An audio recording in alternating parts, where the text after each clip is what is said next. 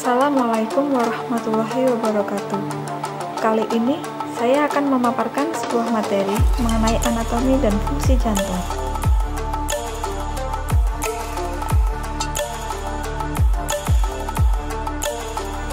Jantung adalah sebuah rongga organ berotot yang mampu memompa darah melewati pembuluh darah oleh kontraksi berirama yang berulang-ulang.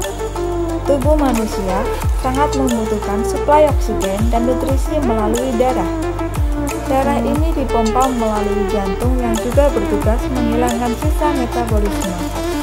Jantung menjadi salah satu organ manusia yang memiliki peran pada sistem peredaran darah. Letak jantung manusia berada di rongga dada dan sedikit ke sebelah kiri. Ukuran jantung manusia sekitar kepalan tangan dan terbagi menjadi 4 bagian, yaitu serambi kanan, serambi kiri, bilik kanan, dan bilik kiri. Tiap ruangan jantung dipisahkan oleh lapisan dinding septum. Setiap bagian di dalam jantung mempunyai fungsinya masing-masing. Berikut penjelasannya.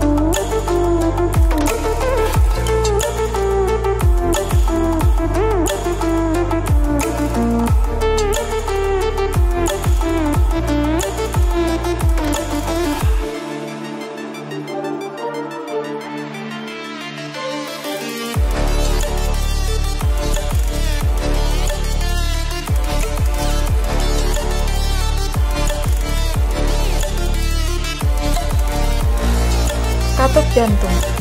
Pada proses mengalirnya darah dari satu bagian ke bagian yang lain, ada katup-katup yang mampu membuka dan menutup. Semua katup bertugas menjaga darah mengalir ke arah yang benar. Terdapat 4 katup pada jantung, yaitu katup mitral, berada di antara serambi kiri dan bilik kiri. Katup mitral normalnya mempunyai 2 daun katup, maka disebut juga katup bikuspid.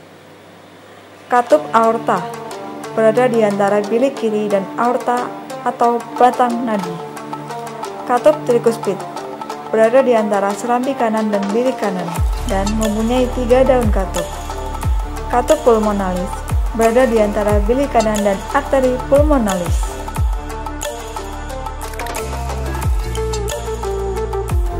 Cara kerja jantung.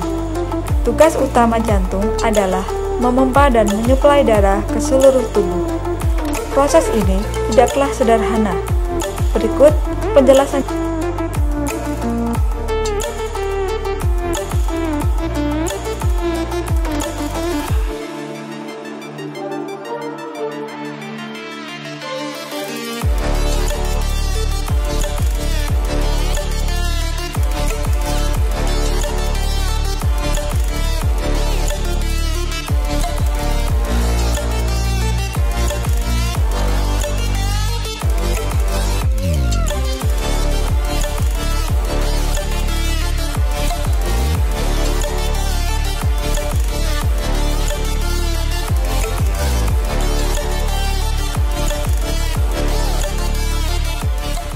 Ketika jantung berdenyut, ruang jantung mengendur dan terisi oleh darah atau diastol. Kemudian, jantung berkontraksi dan memompa darah keluar dari ruang jantung atau sistol. Kedua serambi dan bilik mengendur serta berkontraksi secara bersamaan. Darah kotor dari tubuh mengalir melalui 2 vena besar menuju ke dalam atrium kanan. Atrium kanan mendorong darah ke dalam ventrikel kanan melalui katup trikuspidalis. Darah dari ventrikel kanan dipompa melalui katup pulmoner ke dalam arteri pulmonalis ke paru-paru. Darah mengalir melalui pembuluh kapiler yang mengelilingi kantong udara di paru-paru, menyerap oksigen, melepaskan karbon dioksida dan kemudian dialirkan kembali ke jantung. Darah yang kaya akan oksigen mengalir dalam vena pulmonalis menuju ke atrium sinistra. Darah dalam atrium sinistra didorong ke ventricle sinistra melewati katup mitral, lalu memompa darah bersih melewati katup aorta masuk ke dalam arteri terbesar dalam tubuh. Darah yang kaya oksigen inilah yang disirkulasikan ke seluruh tubuh kecuali paru-paru dan sebagainya. Penyakit pada jantung. Penyakit jantung adalah sebuah kondisi khusus yang menyebabkan jantung tidak mampu melaksanakan tugas dengan baik. Hal ini meliputi serangan jantung. Serangan jantung adalah sebuah kondisi yang menyebabkan jantung sama sekali tidak bisa berfungsi. Kondisi ini biasanya terjadinya mendadak dan sering disebut dengan gagal jantung.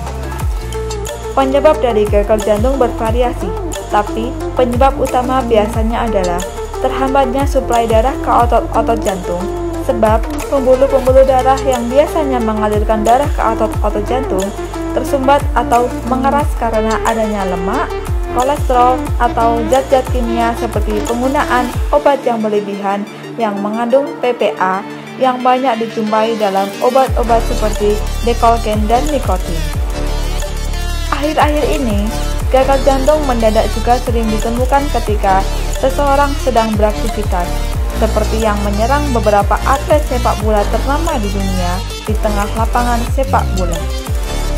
Biasanya, hal tersebut disebabkan oleh pemaksaan aktivitas jantung yang melebihi ambang batas dari suplai darah ke jantung karena telah terjadi penyempitan arteri akibat plak, dan penyakit ini disebut dengan iskemia koroner.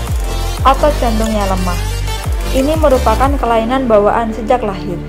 Penderita otot jantung lemah tidak akan mampu melakukan aktivitas secara berlebihan.